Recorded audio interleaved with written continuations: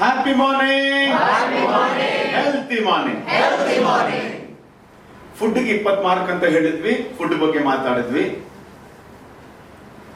ನೀರಿಗೆ 20 ಮಾರ್ಕ್ ಅಂತ ಹೇಳಿದ್ವಿ, ನೀರ್ ಬಗ್ಗೆ ಕವರ್ ಮಾಡಿದೀವಿ. ಗಾಳಿಗೆ 20 ಮಾರ್ಕ್ ಅಂತ ಹೇಳಿದ್ವಿ, ಅದು ಕವರ್ ಮಾಡಿದ್ವಿ. ನಿದ್ದೆಗೆ 20 ಮಾರ್ಕ್ ಅಂತ ಹೇಳಿದ್ವಿ, ಅದನ್ನು ಕವರ್ ಮಾಡಿದ್ವಿ. ಈಗ ಇನ್ನೊಂದು 20 ಮಾರ್ಕ್ ಇತ್ತು, ನಾವು ಕವರ್ ಮಾಡಿರ್ಲಿಲ್ಲ. ಕೆಲಸ, ವರ್ಕ್. Most important. ಒಂದು 25 ವರ್ಷದ ಹಿಂದೇನಾದ್ರು ಅದ್ ಮಾತಾಡದೆ ಹೋಗಿದ್ರು ಪರವಾಗಿರ್ತಾ ಇರ್ಲಿಲ್ಲ. ಬಿಕಾಸ್ ಕೆಲಸದಲ್ಲಿ ಎಲ್ರಿಗೂ ಇಷ್ಟು ಒತ್ತಡ ಇರ್ಲಿಲ್ಲ. ನಂಬರ್ 2, ಎಲ್ಲಾ ಲೇಡೀಸು ಕೆಲಸ ಮಾಡ್ತಾ ಇರ್ಲಿಲ್ಲ. ಒಂದು 25 years back, 30 years back, 40 years back. ಈಗಂತೂ ವರ್ಕ್ ಬಗ್ಗೆ ಯಾಕೆ ನಾನು ಲಾಸ್ಟ್ ಮಾತಾಡ್ತಾ ಇದ್ದೀನಿ ಅಂತಂದ್ರೆ, ಆಹಾರ ಆದ್ಮೇಲೆ, ನೀರ್ ಆದ್ಮೇಲೆ, ಗಾಳಿ ಆದ್ಮೇಲೆ, ನಿದ್ದೆ ಆದ್ಮೇಲೆ, ಬಿಕಾಸ್ ನಿಮ್ಗೆ ಇದು ನೆನಪಿರುತ್ತೆ ಅಂತ ಅದಕ್ಕೇನೆ ವರ್ಕ್ ಬಗ್ಗೆ ಮಾತಾಡ್ತಾ ಇರೋದು. ಸೊ ವರ್ಕ್ಗೂ ಊಟಕ್ಕೆ ಎಷ್ಟು ಇಂಪಾರ್ಟೆನ್ಸ್ ಇದೆಯೋ ಅಷ್ಟೇ ಇಂಪಾರ್ಟೆನ್ಸ್ ಕೆಲಸಕ್ಕೂ ಇದೆ. ನಿದ್ದೆಗೆ ಎಷ್ಟಿದೆಯೋ ಸೇಮ್. ಅಂದ್ರೆ ನಿಮ್ಗೆ ಅರ್ಥ ಆಗ್ಬೇಕು, work is part and parcel of our health ಅಂತ ನಮ್ಗೆ ಅರ್ಥ ಆಗ್ಬೇಕು. ಓಕೆ, ನಮ್ಗೆಲ್ರಿಗೂ ಏನಿದೆ ಅಂತಿದ್ರೆ, ಯಾರು ಚೆನ್ನಾಗಿ ಕೆಲಸ ಮಾಡ್ತಾರೋ ಆರೋಗ್ಯವಾಗಿರ್ತಾರೆ, ಯಾರು ಜಾಸ್ತಿ ಕೆಲಸ ಮಾಡ್ತಾರೋ ಆರೋಗ್ಯವಾಗಿರ್ತಾರೆ, ಯಾರು ಕಮ್ಮಿ ಕೆಲಸ ಮಾಡ್ತಾರೋ, ಎಷ್ಟು ಮಾಡ್ಬೇಕು ಅಷ್ಟು ಮಾಡಲ್ವೋ ಅವ್ರಿಗೆ ರೋಗಗಳು ಬರುತ್ತೆ ಅಂತ ಅಂತಿದ್ವಿ. ಕರೆಕ್ಟ್ ಇರ್ಬೋದೇನೋ. ಅದು ನಾನೇನ್ ಕೇಳ್ತಾ ಇದ್ದೀನಿ ಅಂತಂದ್ರೆ, ಮನೆಯಲ್ಲಿ ಕೆಲಸ ಮಾಡ್ತಾ ಇರೋ ಕೆಲಸದ ಮನ್ಗು ಅವ್ರಿಗೂ ಹುಷಾರಿಲ್ದೆ ಆಗುತ್ತಲ್ಲ, ಯಾರು ಗಾರೆ ಕೆಲಸ ಮಾಡ್ತಿದಾರೋ ಅವ್ರಿಗೂ ಹುಷಾರಿಲ್ದೆ ಆಗುತ್ತಲ್ಲ. ಅಂದ್ರೆ ಏನ್ ಅರ್ಥ ಆಗತ್ತೆ ಅಂತಾರೆ, ನಮ್ಗೆ ತುಂಬಾ ಜಾಸ್ತಿ ಕೆಲಸ ಮಾಡಿದ್ರು ರೋಗ, ತೀರಾ ಕೆಲಸ ಮಾಡದೆ ಒಂದ್ ಕಡೆ ಕೂತಿದ್ರು ರೋಗ. ನಮ್ಗೆ ಎಷ್ಟು ಮಾಡಕ್ಕಾಗತ್ತೋ ಅಷ್ಟು ಮಾಡಿದ್ರೆ ಅಬ್ಸಲ್ಯೂಟ್ಲಿ ಆರೋಗ್ಯ 365 ಡೇಸ್ ಲೈಫ್ ಲಾಂಗ್ ಚೆನ್ನಾಗಿರುತ್ತೆ. ಕಾನ್ಸೆಪ್ಟ್ ನಂಬರ್ 2, ಒಂದರಲ್ಲೇನೆ ಪಾಯಿಂಟ್ ನಂಬರ್ ಬಿ.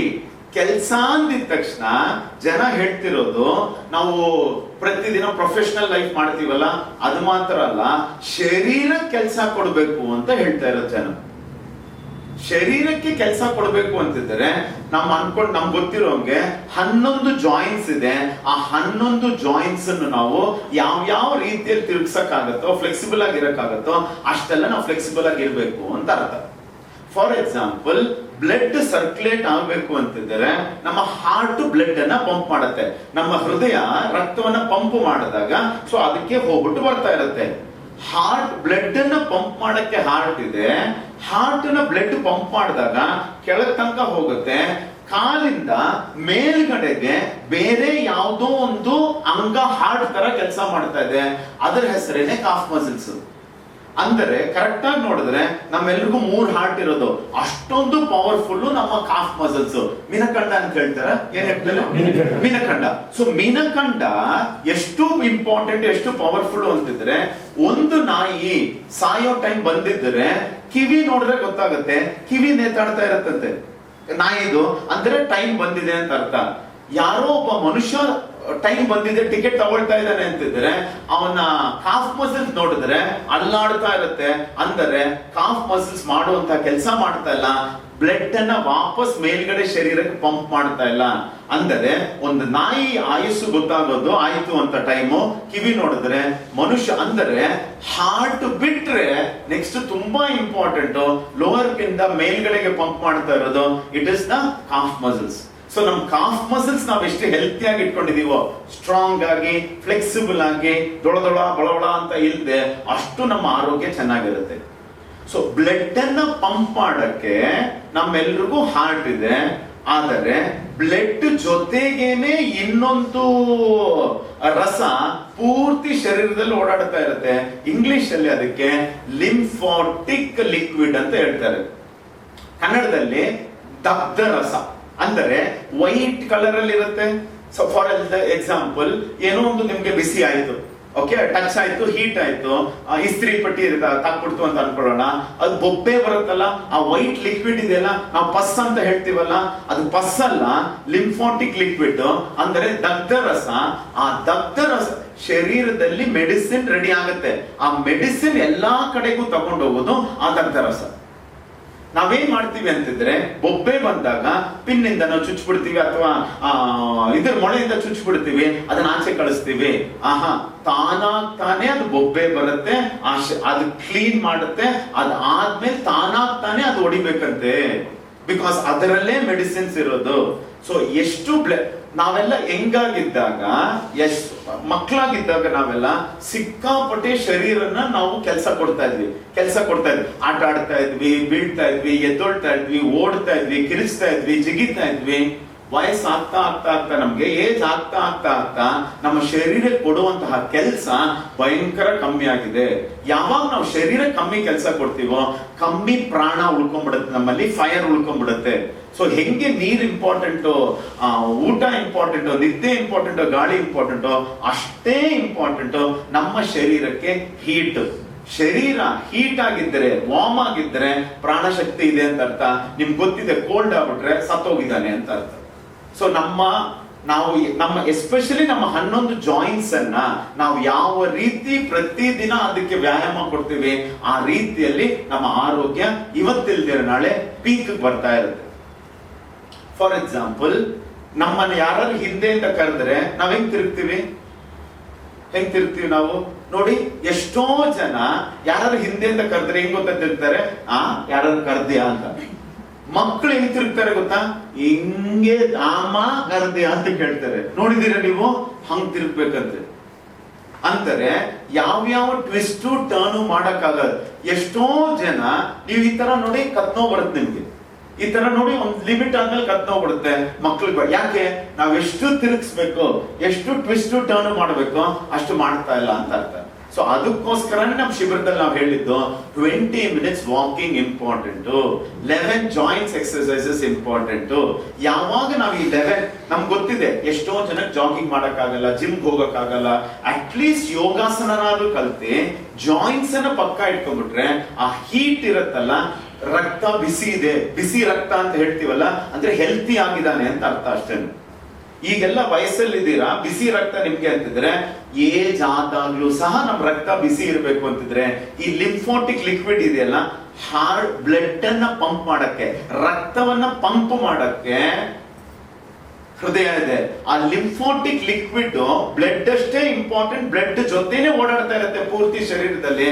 ಅದನ್ನ ಪಂಪ್ ಮಾಡಕ್ಕೆ ಯಾವುದು ಅಂಗ ಇಲ್ಲ, ಅದು ಪಂಪ್ ಆಗೋದು, ಪೂರ್ತಿ ಶರೀರದಲ್ಲಿ ತಿರುಗೋದು ಬಂದ್ಬಿಟ್ಟು ವಾಕಿಂಗು, ಜಾಗಿಂಗು, ಜಿಮ್ಮು, ಡ್ಯಾನ್ಸು, ಆಮೇಲೆ ಯೋಗಾಸನಗಳು ಮಾಡಿದಾಗ ಮಾತ್ರ ಲಿಂಫೋಟಿಕ್ ಲಿಕ್ವಿಡ್, ರಕ್ತ ರಸ ದ್ರವ ಎಲ್ಲಾ ಕಡೆಗೂ ಓಡಾಡ್ತಾ ಇರುತ್ತೆ.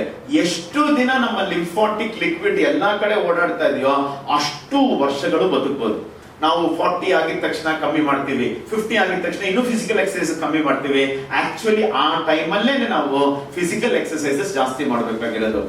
ಮೊದಲು 25 ವರ್ಷದಿಂದ, ಈಗ ಎಲ್ಲಾ ಕೆಲಸ ಕೂತ್ಕೊಂಡು ನಡೀತಾ ಇರೋದ್ರಿಂದ 25 ವರ್ಷಕ್ಕೇನೆ ಲಿಂಫೋಟಿಕ್ ಲಿಕ್ವಿಡ್ ಪೂರ್ತಿ ಶರೀರದಲ್ಲಿ ತಿರುಗೋದು ನಿಂತು ಹೋಗ್ತಾ ಇದೆ. ಸೊ ಇಷ್ಟು ವರ್ಷಗಳು ಜಾಗಿಂಗ್ ವಾಕಿಂಗ್ ಮಾಡಿದಿರೋ ಇಲ್ವೋ ಅಂತ ಗೊತ್ತಿಲ್ಲ, ಈಗಂತೂ ಜಾಗಿಂಗ್ ಮಾಡ್ಲೇಬೇಕು, ವಾಕಿಂಗ್ ಮಾಡ್ಲಿ. ಯಾವುದೋ ಒಂದು ತಗೊಳ್ಳಿ, ಕ್ರಿಕೆಟ್ ಇಷ್ಟನಾ ಕ್ರಿಕೆಟ್, ಫುಟ್ಬಾಲ್ ಇಷ್ಟನಾ ಫುಟ್ಬಾಲ್ ಇಷ್ಟ. ನಾನ್ ಎಷ್ಟೋ ಜನ ಹೇಳ್ತಾರೆ, ಎಲ್ಲ ಸರ್ ಗೊತ್ತಿದೆ ಸರ್, ಎಲ್ಲಿ ಸರ್ ಟೈಮ್ ಇದೆ ಮಾಡಕ್ಕೆ ಅಂತ.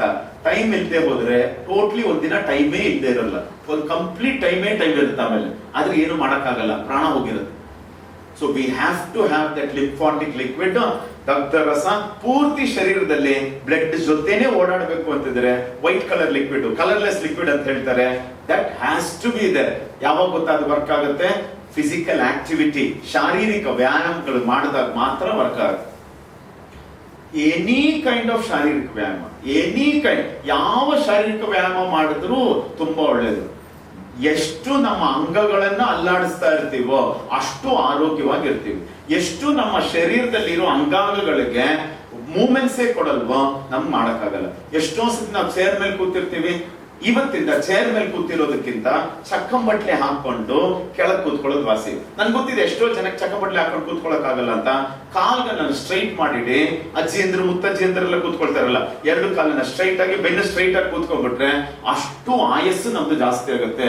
25 ವರ್ಷದ ಹಿಂದೆ ನಮ್ಮ ಹಳ್ಳಿಗೆ ಹೋಗಿದ್ದೆ, ಅವಾಗ ಮುತ್ತಜ್ಜಿ, ನಮ್ಗೆ ಗೊತ್ತಿಲ್ಲ ಅವ್ರ ರಿಲೇಟಿವ್ ಅಲ್ಲಿ ಇದ್ದಾರೆ, ಮುತ್ತಜ್ಜಿ ಹೇಳ್ತಾ ಇದ್ರು, ಬಾರ ರಾಜು ಬಾರ ಮಜ್ಜ, ಯಾವಾಗ ಮಜ್ಜ ಅಂತ ಹೇಳ್ತಾರೆ. ಇವತ್ತು ಹೋದ್ರು ಹಂಗೆ ಕೂತವ್ರ ಅಮ್ಮ, ಬಾರ ಏನ್ ಬಂದಿದ್ದ. 25 ವರ್ಷ ಆದ್ಮೇಲೆ ಶೀಸ ಅಂದ್ರೆ ಕಾಲನ್ನ ಸ್ಟ್ರೈಟ್ ಮಾಡ್ಕೊಂಡು ಎಷ್ಟು ದಿನ ಕೂತಿರ್ತೀವಿ, ಅಥವಾ ಕಾಲನ್ನ ಚಕ್ಕಂಬಟ್ಲೆ ಹಾಕೊಂಡು ಎಷ್ಟು ವರ್ಷಗಳು ಕೂತಿರ್ತೀವಿ, ಅಷ್ಟು ಆರೋಗ್ಯ. ಸೋಫಾ ಇದೆ ಮನೆಯಲ್ಲಿ, ಲಕ್ಷಗಟ್ಟಲೆ ಕೊಟ್ಬಿಟ್ಟು ತಗೊಂಡಿದೀವಿ.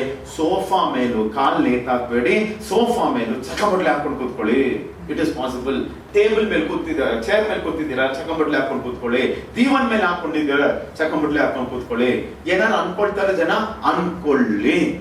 ನಾವು ಹಳ್ಳಿ ಜನ ಅಂತಾನೆ ಅನ್ಕೊಳ್ಳಿ, ಆದ್ರೆ ಹೆಲ್ತಿ ಜನ. ಅವ್ರು ಮಾಡರ್ನ್ ಜನ, ಅನ್ಹೆಲ್ತಿ ಜನ, ಯಾವ್ದು ಬೇಕು ಅಂತ ಅವ್ರು ಡಿಸೈಡ್ ಮಾಡ್ಲಿ. We have to either sit with our legs folded or both the legs straight forward ಆಗಿ, ಎರಡು ಕಾಲ್ಗಳನ್ನ ಈ ತರ ಇಟ್ಬಿಟ್ಟು ನಾನು ಪ್ರಾಕ್ಟೀಸ್ ಮಾಡ್ತಾ ಇದೀನಿ. ಗೊತ್ತಿರ್ಲಿಲ್ಲ ಇದೆಲ್ಲ. ಸೋಫಾ ಮೇಲೆ ಈಗ ಬೇರೆ ಲೇಜಿ ಬಾಯ್ ಅಂತ ಬಂದಿದೆ.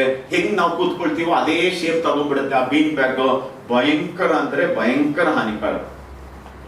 ಇವತ್ತು ಒಂದೇ ಸಮ್ಮರಿ ಇರೋದು ನಮ್ಗೆ ಈ ಒಂದು ಎಪಿಸೋಡ್ ಅಲ್ಲಿ, 12ನೇ ಎಪಿಸೋಡ್ ಅಲ್ಲಿ ಒಂದೇ ಸಮ್ಮರಿ ನಾವು ಅರ್ಥ ಮಾಡ್ಕೋಬೇಕಾಗಿರೋದು, ಎಷ್ಟು ಅಲ್ಲಾಡಿಸ್ತೀವೋ ಅಷ್ಟು ಒಳ್ಳೇದು. ಹೊಸ ಹಾಡು ಬಂದಿದೆ ನೋಡಿ, ಅಲ್ಲಾಡ್ಸು ಅಲ್ಲಾಡ್ಸು ಅಲ್ಲಾಡ್ಸು. ಸೊ ನಾನು ಅದು ವಿಡಿಯೋ ನೋಡಿರ್ಲಿಲ್ಲ, ನಿನ್ನೆ ವಿಡಿಯೋ ನೋಡಿದೆ, ತುಂಬಾ ಚೆನ್ನಾಗಿದೆ. ಅದೇನೋ ಡಬಲ್ ಮೀನಿಂಗ್ ಅಂತ ಅನ್ಕೊಂಡಿದ್ದೆ. ಒಳ್ಳೆ ಮೀನಿಂಗ್, ಒಳ್ಳೆ ಫಿಲಾಸಫಿನೇ ಕೊಡ್ತಾ ಇದೆ. ಬಾಟಲ್ ಅಲ್ಲಿ ಔಷಧಿ ಇದೆಯಲ್ಲ, ಜೀವನಾನು ಬಾಟಲ್ ಅಲ್ಲಿ ಔಷಧಿ ತರನೇ, ಟಾನಿಕ್ ತರನೇ. ಅಲ್ಲಾಡ್ಸು ಅಲ್ಲಾಡ್ಸು, ಎಷ್ಟು ಅಲ್ಲಾಡಿಸ್ಬಿಟ್ಟು ಕುಡಿತೀಯೋ ಅಷ್ಟು ಒಳ್ಳೇದು ಅಂತ. ಸೊ ಶರೀರವನ್ನ ನಾವು ಎಷ್ಟು ಅಲ್ಲಾಡಿಸ್ತಾ ಇರ್ತೀವೋ ಅಷ್ಟು ಒಳ್ಳೇದು. ಎಷ್ಟೋ ಜನ ಡಿಸೈಡ್ ಮಾಡಿದ್ದಾರೆ, ಕರೆಕ್ಟ್, ಯೋಗ ಕಲ್ತ ಮೇಲೆ, ಪಕ್ಕಾ ಕಲ್ತ ಮೇಲೆ ನಾನು ಶಾರೀರಿಕ ವ್ಯಾಯಾಮ ಮಾಡಕ್ ಶುರು ಮಾಡ್ತೀನಿ ಅಂತ.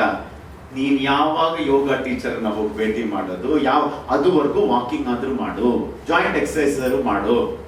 ಈ ವಿಡಿಯೋ ನೋಡಿದ್ಮೇಲೆ ಯಾವ್ದಾದ್ರು ಒಂದು 5-6 ಆಸನಗಳು ಶುರು ಮಾಡು. ಇಲ್ಲ ಸರ್, ಎಷ್ಟೋ ಜನ ನಮ್ಗೆ ಹೇಳಿದ್ದಾರೆ ಯೋಗಾಸನ ಕರೆಕ್ಟ್ ಗುರುಗಳ ಹತ್ರನೇ ಕಲ್ತ್ಕೋಬೇಕಂತೆ, ವಿಡಿಯೋಲೆಲ್ಲ ನೋಡ್ಬಿಟ್ಟು ಕಲ್ತ್ಕೊಳ್ಳೋಂಗಿಲ್ವಂತೆ. ಹೌದಪ್ಪ, ಅಟ್ಲೀಸ್ಟ್ ಇದನ್ನಾದ್ರೂ ಮಾಡಕ್ ಶುರು ಮಾಡು. ಇಲ್ಲ ಸರ್, ನಾನು ಡಿಸೈಡ್ ಮಾಡಿದ್ದೀನಿ ಪಕ್ಕಾ ಗುರುಗಳ ಹತ್ರ ಪರ್ಫೆಕ್ಟ್ ಆಗಿ ಹೋಗಿ ಕಲ್ತ್ಕೊಳ್ತೀನಿ ಅಂತ. ಎಷ್ಟೋ ಜನ ದಮ್ಮುಡಿತೀರ ಅಲ್ವಾ? ಗುರುಗಳ ಹತ್ರ ಹೋಗ್ಬಿಟ್ಟು ದೀಕ್ಷೆ ತಗೊಂಡು ಹೊಡಿಯೋಕೆ ಶುರು ಮಾಡಿದ್ವಾ? ಇಲ್ಲ, ಹಂಗೆ ಬಂದ್ಬಿಡ್ತು. ಎಣ್ಣೆ ಹೊಡಿಯೋದು, ದೀಕ್ಷೆ ತಗೊಂಡು ಶುರು ಮಾಡಿದ್ವಾ? ಕೋಚಿಂಗ್ ಕೊಟ್ರ ಯಾರಾದ್ರೂ? ಏನು ಕೋಚಿಂಗ್ ಕೊಟ್ಟಿಲ್ಲ, ಹಂಗಂಗೆ ಬಂದ್ಬಿಡ್ತು. ಇದು ಹಂಗೇನೆ. ಪರ್ಫೆಕ್ಟ್ ಆಗಿ ಪರಿಪೂರ್ಣವಾಗಿ ಮಾಡೋದಕ್ಕಿಂತ ಸತತವಾಗಿ ನಿರಂತರವಾಗಿ ಮಾಡೋದು ತುಂಬಾ ಇಂಪಾರ್ಟೆಂಟ್. ಇನ್ನೊಂದ್ಸತಿ ಹೇಳ್ತಾ ಇದ್ದೀನಿ, ಪರಿಪೂರ್ಣ ಆದ ಪತಂಜಲಿ ಅವ್ರಿಗೆ ಗೊತ್ತಿಲ್ಲ ಅವ್ರು ಮಾಡ್ತಾ ಇರೋದು ಪರಿಪೂರ್ಣತೆ ಇತ್ತಾ ಇಲ್ವಾ ಅಂತ. ಶೇಕ್ಸ್ಪಿಯರ್ಗೆ ಗೊತ್ತಿಲ್ಲ ಅವ್ರು ಮಾತಾಡ್ತಾ ಇಂಗ್ಲಿಷ್ 100% ಪರಿಪೂರ್ಣವಾಗಿತ್ತಾ ಇಲ್ಲ ಅಂತ ಅವ್ರಿಗೆ ಗೊತ್ತಿರಲಿಲ್ಲ. ವಿ ಡೋಂಟ್ ಪರಿಪೂರ್ಣತೆ ಅಂತ ಅದ್ರ ಹಿಂದೆ ಬಿದ್ದುಬಿಟ್ರೆ ನಾವು ಶುರುನೇ ಮಾಡಲ್ಲ. ಎಲ್ಲೋ ಎಷ್ಟೊಂದು ವಿಡಿಯೋಸ್ ಇದೆ ಯೋಗ ಮೇಲೆ, ಯೋಗ ಮೇಲೆ ಎಷ್ಟೊಂದು ವಿಡಿಯೋಸ್ ಇದೆ. ಆಸನಗಳ ಮೇಲೆ ಪಕ್ಕದಲ್ಲಿ ಒಂದೊಂದು ಗಲ್ಲಿಯಲ್ಲೂ ಹೇಳ್ಕೊಡ್ತಿದ್ದಾರೆ. ವಾಕಿಂಗ್ ಯೋಗಾಸನ ನಿಮ್ಗೆ ಇಷ್ಟ ಇಲ್ಲ, ವಾಕಿಂಗ್. ಎಷ್ಟೋ ನನ್ನ ಫ್ರೆಂಡ್ಸ್ ಇದ್ದಾರೆ, ಯೋಗ ಗೀಗೆಲ್ಲ ವಯಸ್ಸಾದವ್ರಿಗೆ, ಓಕೆ ಬರ್ಬೇಡ. Aerobics, gym. ಮೋಸ್ಟ್ ಇಂಪಾರ್ಟೆಂಟ್ ಅರ್ಥ ಮಾಡ್ಕೋಬೇಕಾಗಿರೋದು, ಯೋಗಾಸನಗಳಾದ್ಮೇಲೆ ಮೆಡಿಟೇಷನ್ ರಿಲ್ಯಾಕ್ಸೇಷನ್ ಕೂತ್ಕೊಳ್ಳೋದು, ಯೋಗಾಸನ ಆದ್ಮೇಲೆ ಶವಾಸನದಲ್ಲಿ ಕೂತ್ಕೋಬೇಕಾಗಿರೋದು. ಜಿಮ್ ಆದ್ಮೇಲೆ ಹಂಗೆ ನಾನು ಎಲ್ರು ಬರೋದು ನೋಡಿದ್ದೀನಿ. ಜಿಮ್ ಮಾಡು ಯೂಸ್ ಇಲ್ಲ. ವಾಕಿಂಗ್ ಮಾಡಾದ್ಮೇಲೆ ಹಂಗೆ ಮನೆಗೆ ಬಂದ್ಬಿಟ್ಟು ಸ್ನಾನ ಮಾಡೋದು ನೋಡಿದ್ದೀನಿ. ವಾಕಿಂಗ್ ಮಾಡು ಯೂಸ್ ಇಲ್ಲ. ಯಾವಾಗ ಶರೀರವನ್ನ ಬಿಸಿ ಮಾಡಿದೀವೋ ಮತ್ತೆ ನಾರ್ಮಲ್ ಬರಬೇಕು ಅಂತಿದ್ರೆ it is only possible because of relaxation, meditation, shavasana.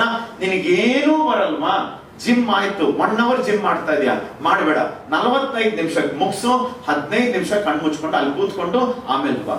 1 hour aerobics ಹೋಗ್ತಾ ಇದೀಯಾ ಡ್ಯಾನ್ಸ್ ಮಾಡಕ್ಕೆ, ಬೇಕಾಗಿಲ್ಲ, 40 ನಿಮಿಷ ಮಾಡು. ಬೇರೆಯವರೆಲ್ಲ ಹಾಡು ಮಾಡ್ಕೊಳ್ಳಿ, ನೀನ್ ನೆಕ್ಸ್ಟ್ 20 ನಿಮಿಷ ಮಾಡು. ಅವರು 2 hours ಮಾಡಿದ್ರೆ ಎಷ್ಟು ಬೆನಿಫಿಟ್ ಬರುತ್ತೋ, ನೀನ್ 40 ನಿಮಿಷ ಪ್ಲಸ್ 20 ನಿಮಿಷ ಮಾಡಿದಾಗ ಅದಕ್ಕಿಂತ 2ರಷ್ಟು ಬೆನಿಫಿಟ್ ಬರುತ್ತೆ. ಹೆಂಗೆ ನಾವು ಬಾಡಿಯನ್ನ ಹೀಟ್ ಮಾಡ್ತಾ ಇದೀವೋ ಅದೇ ತರ ಕೂಲ್ ಅಲ್ಲ, ನಾರ್ಮಲ್ ಮಾಡೋದಕ್ಕೂ ಇಂಪಾರ್ಟೆಂಟ್. ಕಣ್ ತಕ್ಕೊಂಡು ಮೆಡಿಟೇಷನ್ ಮಾಡಿದ್ರೆ ಹೀಟ್ ಜಾಸ್ತಿ ಆಗುತ್ತೆ ಬಾಡಿಯಲ್ಲಿ.